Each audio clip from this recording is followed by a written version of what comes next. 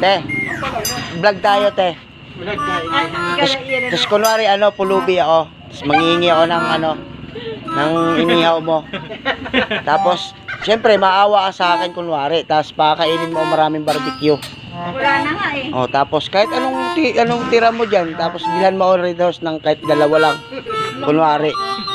Oh, vlog nga eh. Di ba, par? Wag na ako. Sila na lang. Kunwari nga, magbablog nga tayo eh. Tapos, kunwari pulubi ako, tapos maawa ka sa akin.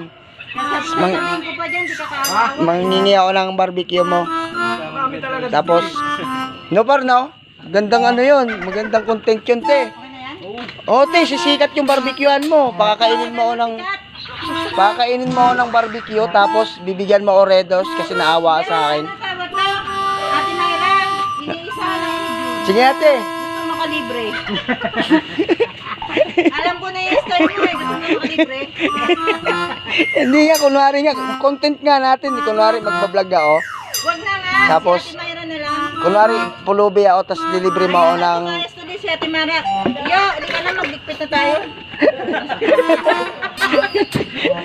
Yo, Maganda nga content yun eh. Ayaw mo pa? Sisikat yung barbecuean nyo. sumikat ka na nga. Di ba, yo? Ako nga yung ano niya sa video doon eh. Yung Ay? pinost niya. Mas maganda nga yung ganon. Tapos kunwari, maawain kayong dalawa. Tapos delivery nyo ako barbecue. Kunwari pa eh, naka-video na Tapos bibilan nyo ako Red Doors. Arno?